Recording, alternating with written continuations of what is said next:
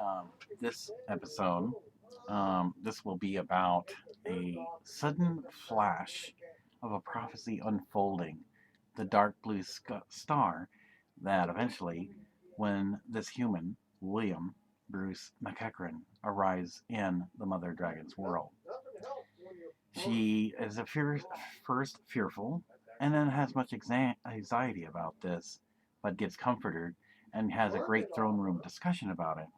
Prior to that, other things are going on in the other parts of the kingdom, and she gets aware of the harpies suddenly rising back to power because, again, she had been dethroned by the rising against her marrying a man that should have remained dead, Jon Snow. She's not too happy about that, but does make certain other discoveries that mysteriously appear on her beach of her world. So it's going to be quite the interesting episode here as it gets closer to the arrival of the human, this Dragonsphere, of which she has been foretold about. At the end of this episode, I want to tell you right now, just briefly, I made a challenge to Emilia Clarke, though I was very heartbroken and I was upset. I have a challenge to see if she is a receptive female dragon. That means if she is the true mother dragon, as I have been doing much research and I'm not even enrolled into acting yet, to be a good actor or actress, you don't just merely act out the part of the mother dragons. You must become that which you act, both off the screen as well as on screen. That is why I use the email address Dragonsphere.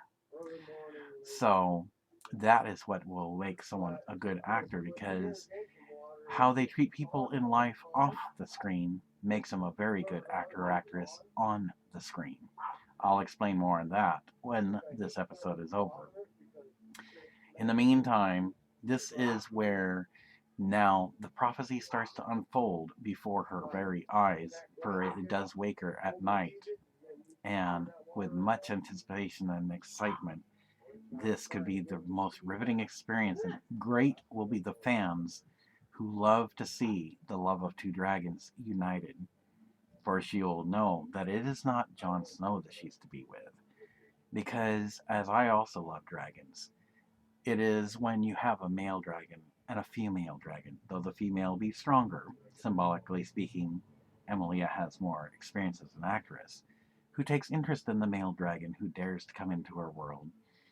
The male dragon, which is me, is very um, flexible and willing to yield to her if she's receptive enough and woman enough to meet the male dragon on common ground, which is her area, her world, United Kingdom, and of course, Daenerys Stormborn Targaryen's world.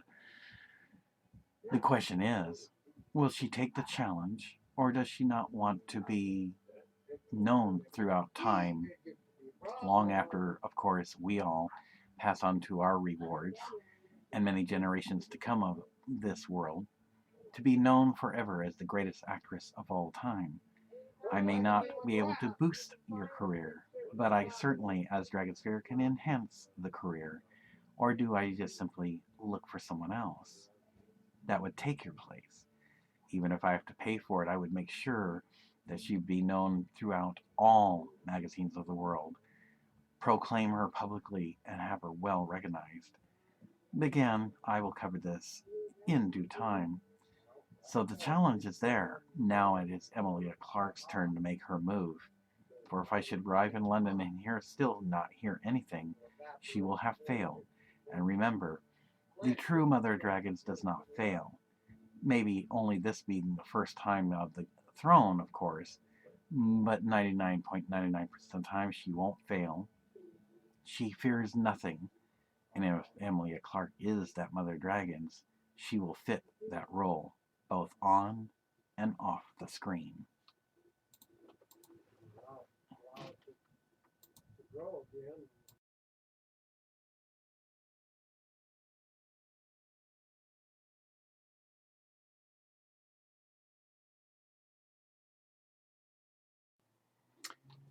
In episode 7, The Prophecy Unfolds, the scene starts with two different locations.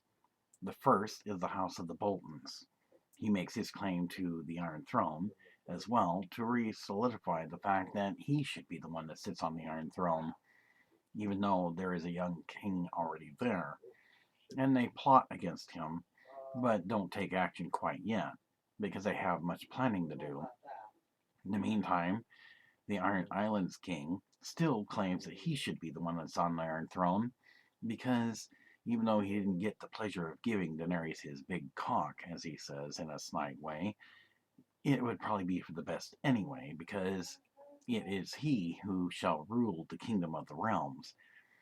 In the meantime, the Solitude on Stones is a scene where Daenerys is sometimes takes comfort in going on long walks by herself, and since there is no enemies to attack her, insists that she be allowed to meditate in thought of things that have happened in the past, what she is to do now, and how to plan for the future of this unknown person who is to appear in her world.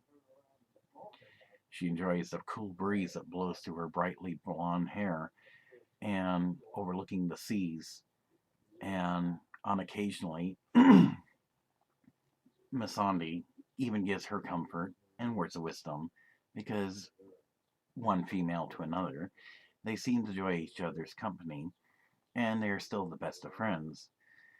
Masandi tells her of things that could possibly be of interest that perhaps this stranger, whoever it may be, that comes from another world, could give her much pleasures and happiness. Of course, Daenerys takes this into consideration with a much smiled grin because it gets her mind wandering and gets her mind off other thoughts of unpleasantries. It is something that she can only use, or as I would say, daydreaming of fantasies.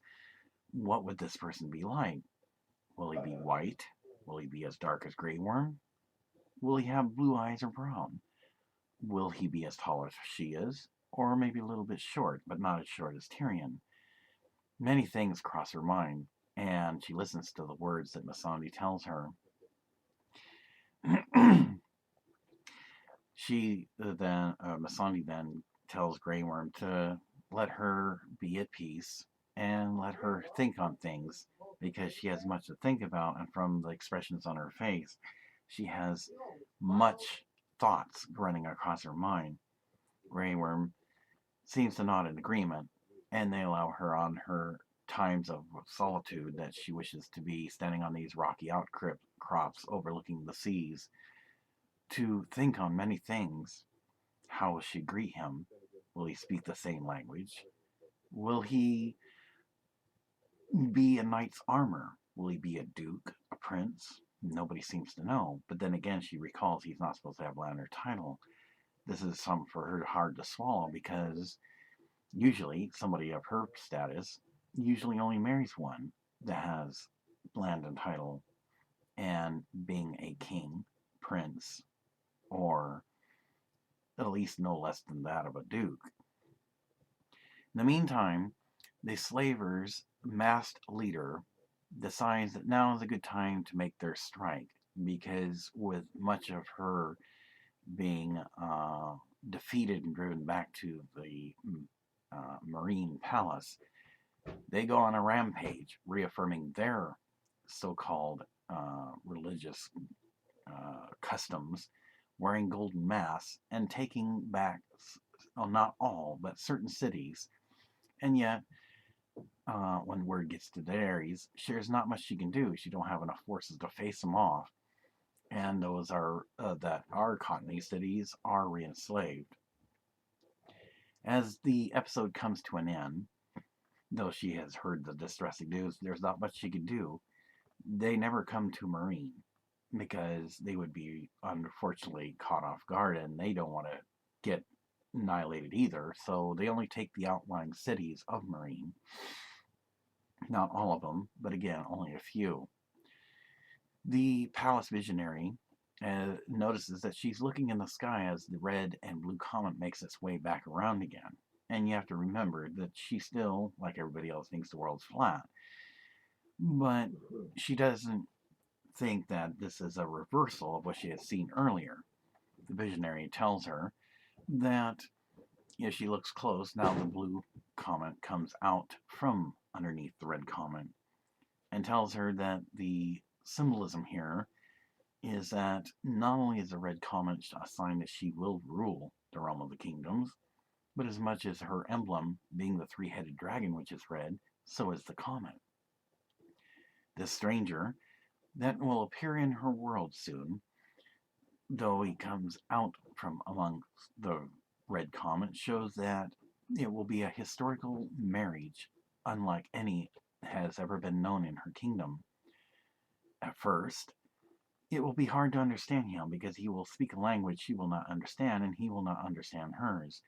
But because she will have a higher IQ, because the female dragon is always the stronger of the male dragon, he will gladly lay his life down if necessary for her, and they will learn to speak a language common to each other. and communicate well. She seemed to take much delight in these words of wisdom for which now the palace visionary gives her aid and comfort in a not physical but like mental like way of wisdom, and it causes her to think again of the many possible future pleasures that she could enjoy, perhaps of things yet to come. The visionary tells her that he would have told her this before, but because she was in such distress, he didn't want to reveal everything too much. But she seems to accept this, and after much discussion and confiding in him, seems to look forward to the things that are yet to come. And so this ends the episode of episode 7, The Prophecy Unfolds. The new leader decides that it's time to rise after having many outlying cities of Marine taken, because the one that was supposed to be the leader, like that of a king, has not been doing his job very well. And because someone like Daenerys Starborn having practically almost defeated him, pretty much tells him that this leader is not the one to be the chosen one for raising up the harpies again.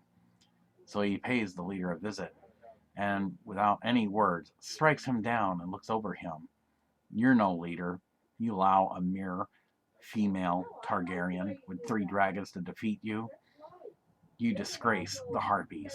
Now I will be leader, and I will take back that which is rightfully ours. Back at the scene, as Daenerys looks over her shoulder, she sees something floating in the water. What could this be? She decides to go investigate, and she walks slowly down the cliffside, and the wind is a gentle breeze. This is something that is not of their world, and it's small. And once she makes it to the beach, finally, picks it up and looks at her hand. Something metal with a little bit of paint on it and some wood. But these pieces are small. There's even something that looks like a type of coin that either was embedded into the wood, and she can't quite make it out. It's nothing that she's ever seen in the world before. She looks around on the beach, looking first to the left and then to the right. Perhaps she'll find some more. So she walks along the beach. As she continues walking, she finds that it looks like a type of debris, but from where did it come from? Something is amiss here, a mystery. Never has she seen these strange things before. She's careful not to cut herself on the sharp, jagged pieces as she throws them down. But these coins, that's something that she might want to hang on to. How can she explain this? She carefully is able to dig the embedded coins out from the wood, like something of much heavy weight or pressure pressed them into it. But it is uncertain how they got stuck into the wood, or where they even came from.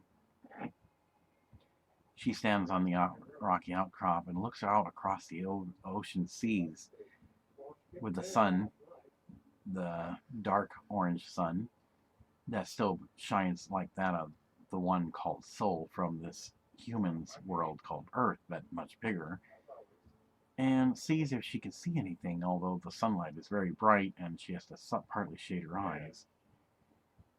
Well, she doesn't seem to see anything yet.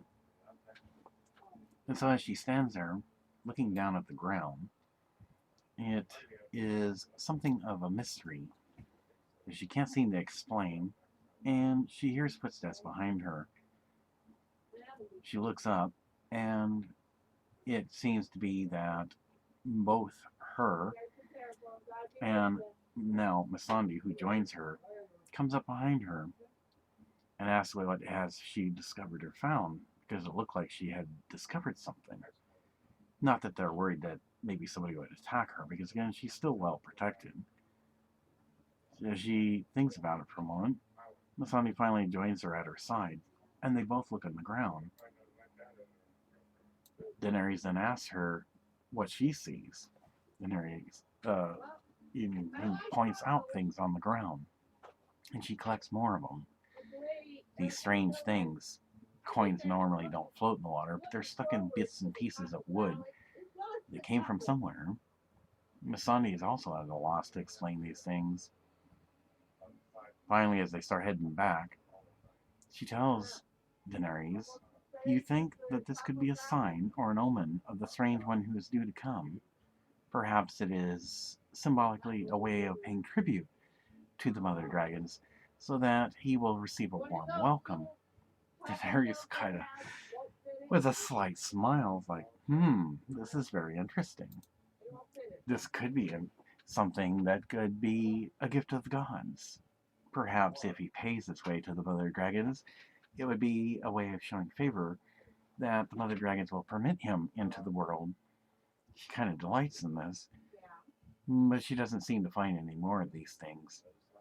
So she pockets them and decides to keep them because these are strange metal things round with what looks to be like faces. Faces of ones she's never known or heard of before. Who is George Washington? Lincoln? There's even something of a man called Hoover. These are strange names to her, and they're definitely not of her world. So they finally make their way back to the palace. Now is the time that when she sits on the throne, the visionary is now summoned. And as he finally makes his way to the palace, they wait patiently. And he finally makes his appearance. They ask him, "Can you explain these things? Though I know you're not a man of wisdom, you're a visionary. Perhaps you can explain why it is that we find these strange things not of our world." He finally then tells her, "Well, I have had another vision." This kind of gets her attention. She then waits patiently. "Please proceed," she insists. And so as she sits and listens, he tells her that this other vision he's had is that he will come with strange things, much like the strange devices that shows he is of a higher advancement than their world. Yet she will be the one, of course, being the female dragon who is stronger, with much experience for her status, that will guide the male dragon. He comes with things that are more advanced than hers, and other things that would be considered foreign to hers. The things that have washed up on shore is because a gateway has just barely opened, and they may or may not be from him, but they, of the world that he shares, all seem to have the same form of strange things. And perhaps he may even give them to her as a gift, because her beauty will have captivated this male dragon. She seems really delighted in this. This has now kind of got her attention. She listens intently as he continues. As a screen shows, zooming in on her, he tells her he will have skin different than our own. It will be that of pink skin. This kind of almost seems a little bit amusing to her, but yet strange. It's not pink as in true pink, like the color you might wear in a dress or something. It's just something that you might consider different skin than ours. His skin may be a bit thin, while ours is thick.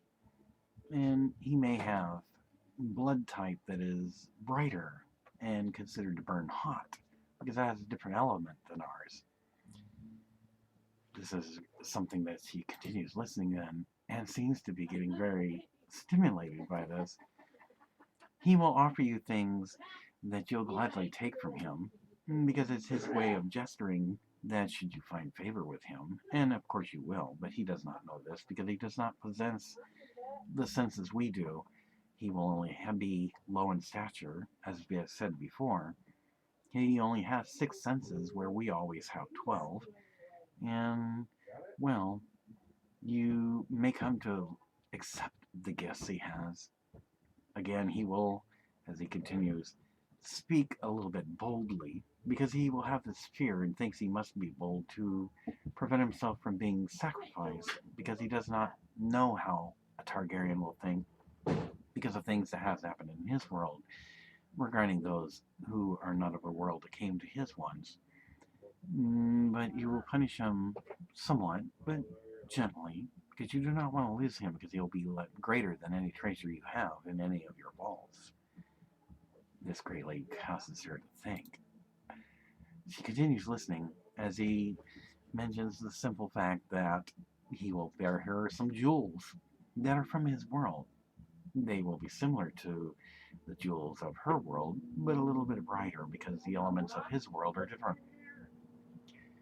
He will have strange things that you may decide to keep because they're not something you'll ever find in your world. And you will have this deep attraction for the male dragon. She seems straight up and upright as he continues. The boldness you might almost find offensive, but again, take courage, my queen. Don't be too harsh with him, or you'll never have this opportunity again if you wish to regain that which you lost not long ago. Great will be the gift of knowledge that he presents you, for that knowledge again is the knowledge that if he could go back to his world would most surely punish him because he is not allowed to share this information with you because you're not as advanced as he is, even though your IQ and your intellect is higher than his. She kind of then wonders, so if I do not tolerate any man to speak to me in such a bold way, am I supposed to just put up with his boldness? No, you probably won't tolerate that, but you'll also realize that to be too harsh with this one, you never know when another one of his kind would show up, and then great would be your sorrow because you will have been done your own undoing. So therefore, you'll punish him, but only to be like that of a means of teaching him his place, and he will come to accept this. He may even feel slightly embarrassed because he got punished by you, and you'll take great delight that you'll notice his face changes 3 colors of red. She kind of smiles about this, as though that's something to look forward to. Though you may delight in this, my queen, I assure you, you will not want to cause him harm, because you are going to be stronger than him, perhaps even taller. But you're going to have such an attraction to him. You have no idea that the pleasures that he might bring you are ones that you've never ever experienced in your world before.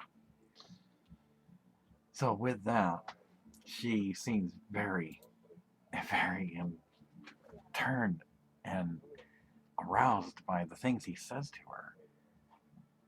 I do not know what to say, but perhaps you are right. I should try to be gentle with this one. If he's truly to come to us, and these things I find are the signs of his coming, yes, you will see him soon. I do not know when. Could be tomorrow, could be tonight, could be in a week. No one really knows. She looks at him then with much delight of the newest information she has gotten from him.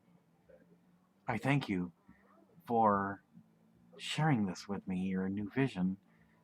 Do you think you'll have another one? And he assures her, no, not at this time. Very well then. So she thinks about it. Then she decides to enter a decree because she does not want this one harmed. She states to those who are present in the palace, such as the head general knights that are also present listening to this information, and of course Grey Worm knows that he is to share this as well. So he takes the leave of the throne room to share with the other Unsullied warriors in case they should happen to cross this danger and may come ashore. He is not to be harmed. He comes to us from a world that he may not be able to return based on the visionary's prophecy. He is to be treated gently and not to be spoiled or marked in such a way that it could cost him his life.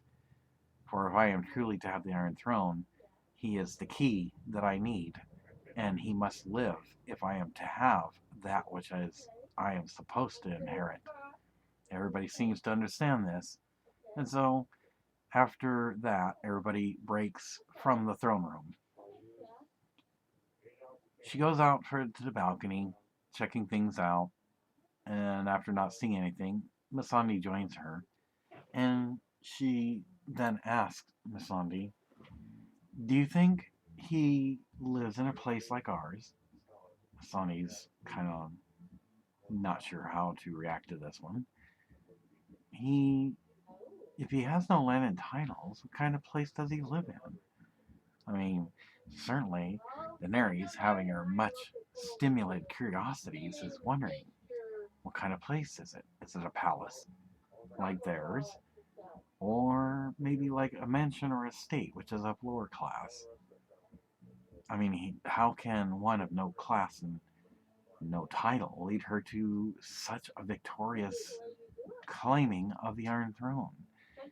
She just has so many erotic and also stimulated questions that she, like that of a teenage girl, has many curiosities. She has no idea what to expect of this stranger. And yet, based on everything that the visionary has told her, senses that his coming will be soon. So with that, it becomes evening time, and after they've had, of course, the palace evening meal, they eventually retire for the night, and thus it now becomes nightfall.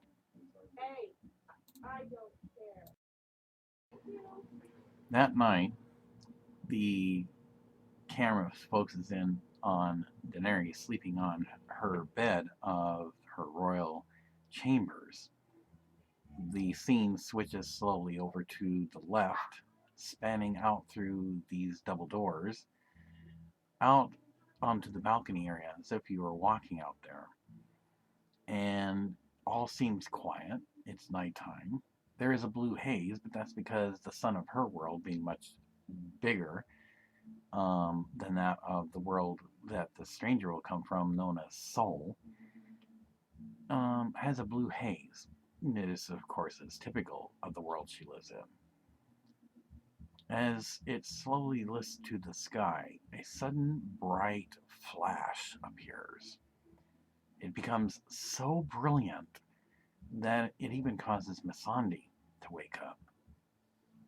And so therefore, Missandei decides to see if Daenerys is okay. Because again, symbolism being everything, they do not know if this is a sign or calling from one of the gods that they worship of fire and ice. And this, of course, being blue, would be the ice god of the Valyrian faith.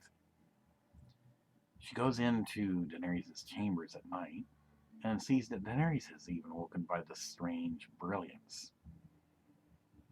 She inquires if Daenerys is okay, and she says yes, that she is, and is curious as to what this is. Daenerys is the first to go out and look out into the sky. Asani is about to go back in, but then stops short and decides to check this out for herself and asks her, "Do you think this is a sign from the gods?" Daenerys is not sure about this. First, it's anxiety, and Missandei comforts her anxiety attack because it is very unusual. They've never had such a sign in the sky.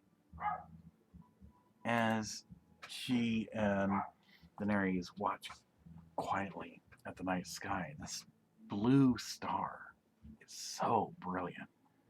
It's the most amazing thing that Daenerys and Missandei could have ever seen. For nothing in Targaryen history has ever shown anything like this before. They watch the star, and it just seems to get really, really bright.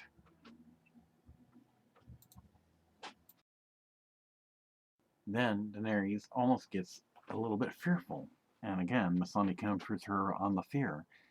Perhaps this is another omen, like that which you had found on the beach.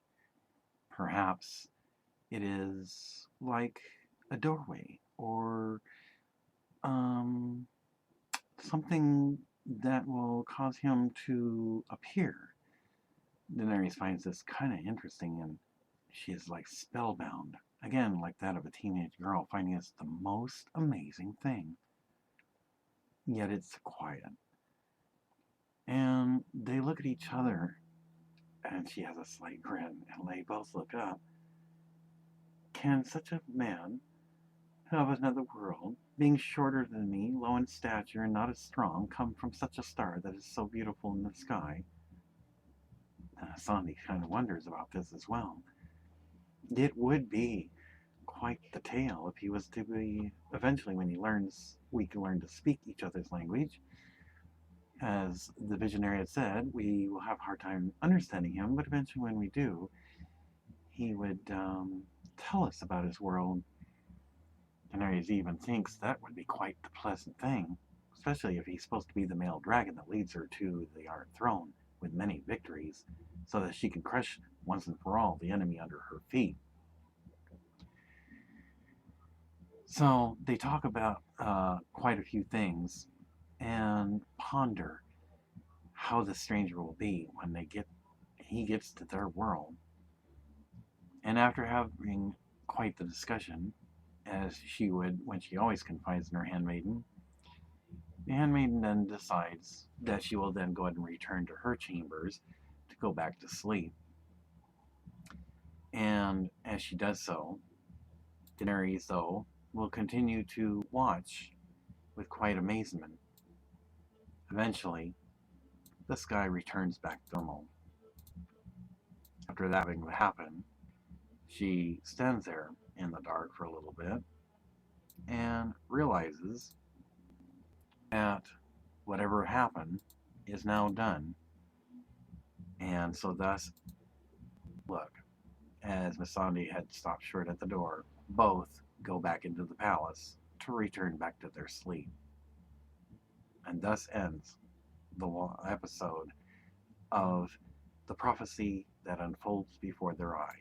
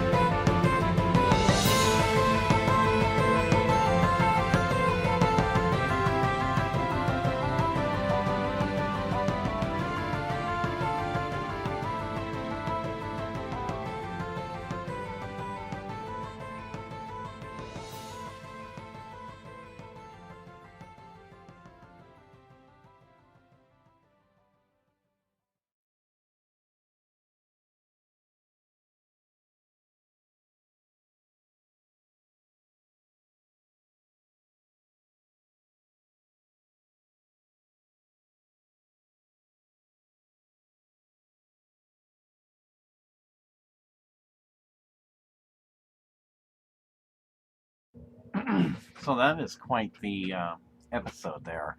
I noticed that the same scene was not allowed, I guess, in one of the series. So one of the key important things is that when it comes to this particular episode, I'll have to find out if HBO will permit using this scene, although the wording would have to be redone or at least the scene lines done differently, because this would be quite the scene for Game of Thrones, the missing links, lost pages of time. So, in any case, I had done a challenge that she should have to prove that she's the real Mother Dragons. Again, it's one thing to act out the Mother of Dragons, it's another thing to be the Mother Dragons. That's why I have an email address that says Dragonsphere. Um, and it's because I'm already doing much studies and I'm not even enrolled yet. So, my challenge, should she be woman enough, as it is a challenge, not so much an offense, can she prove herself to me, or will I find somebody else that will be the Mother Dragons? It would be disappointing if I couldn't act with her, but I'm not sure if I'm going to get a warm reception and welcome or not, because I essentially don't know anybody else there. I guess only time will tell. But like I said, I've never received any letters or anything, and I'm quite disappointed. I I'm now over the sensations of heartbreak, so I am the male dragon. And unless she's not receptive and does not want to be remembered for all time, I'm sure there's another actress that would, and I will greatly enhance the one that takes my heart. So the question is, will she be receptive if she's supposed to be the Mother Dragons? Hmm, something for you to think about, Emilia. Because if you're not receptive and you don't initiate contact with me, then all you did is merely act out the Mother Dragons, and I still have to redeem her by finding the real Mother Dragons. Because to be a good actor or actress, you must be able to live the part off the screen, which shows how you treat people, as well as on the screen. There's the challenge, and I hope to find out or hear some from you between now and the time that I arrive in London.